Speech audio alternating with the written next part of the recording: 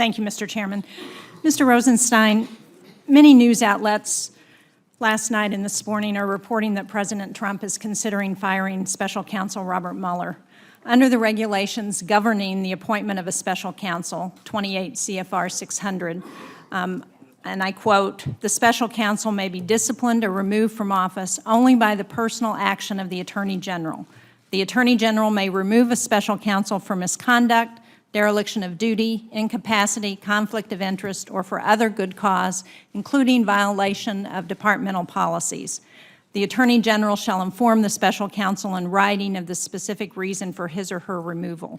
Now, as I understand, Mr. Rosenstein, in this matter, you are actually the one exercising hiring and firing authority because Attorney General Sessions is recused. Is that correct? Yes, that's correct.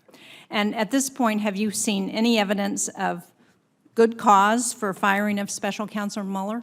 No, I have not.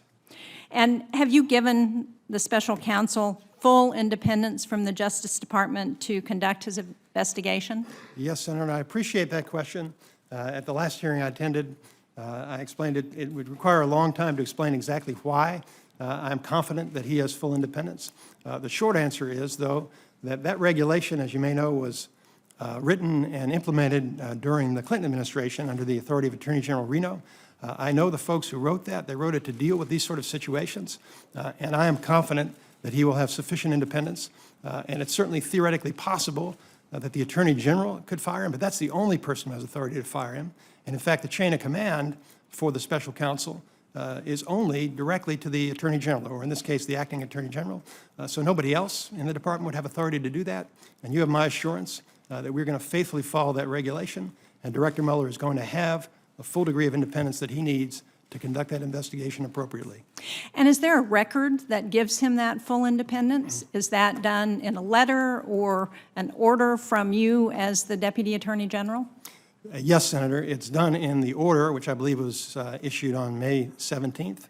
And the order references the regulation from which you've read, and so that is the source of his authority. Thank you. You mentioned in your opening comments about the importance of the budget request for 230 assistant U.S. attorneys. I certainly agree that that's important. I am concerned, however, that we still, we had an en masse firing of U.S. attorneys in the country, and as far as I know, at least in New Hampshire, we haven't made any nominations to replace the person who was fired. Can you tell me how many U.S. attorneys have been nominated throughout the country? I believe, Senator, that the President announced his first set of nominations yesterday, and I believe there were 7 or 8 in that first round. And what I can assure you is that we are moving very expeditiously, and I think that there's been some press that I think may be somewhat misleading about that. I believe we're actually going to be ahead of most recent administrations in the speed by which we're appointing U.S. attorneys. It's obviously very important to me because I spent 12 years serving as a U.S. attorney, and I know how important good U.S. attorneys are to the operations of the Department of Justice. In fact, the last 2 Saturdays I've spent in the department interviewing candidates for about 10 districts each weekend, and so we anticipate that by the end of the summer, we'll see a large number of U.S. attorneys nominated throughout the country. Well, I certainly am glad to hear that. It's my understanding, at least in New Hampshire, we haven't seen wholesale firing of U.S. attorneys in the way that we did in this administration. Was there a reason why every U.S. attorney in the country was fired on the same day? So, Senator, I'm pleased to tell you not everyone was fired because I was one of the U.S. attorneys that day. Good.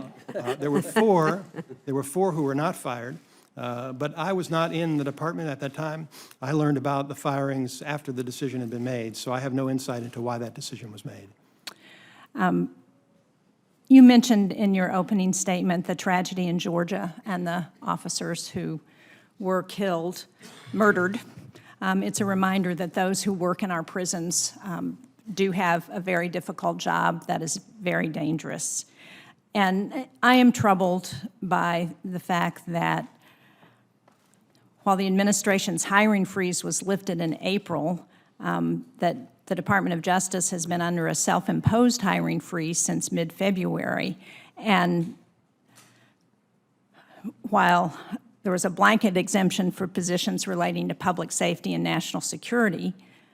It doesn't include the Bureau of Prisons, which is still under a freeze. And in fact, in New Hampshire, FCI Berlin had extended conditional offers to 7 potential employees, 5 of whom were correctional officers, but due to the imposition of the hiring freeze, those positions were canceled by DOJ, so they were not able to go forward with that hiring.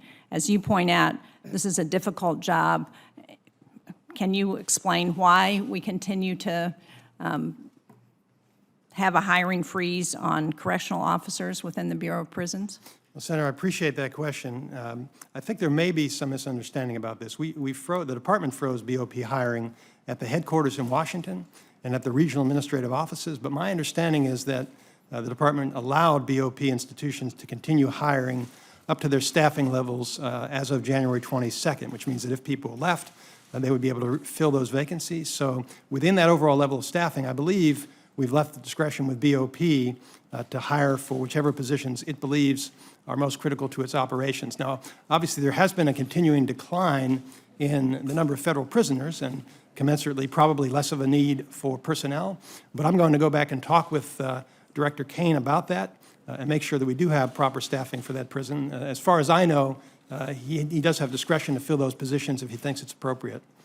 Well, I appreciate your willingness to do that. I would urge you to follow through, because it's my understanding that because the positions were not officially filled by the time of the February guidance, that they were canceled by DOJ. I will look into that. Thank you. Senator Collins.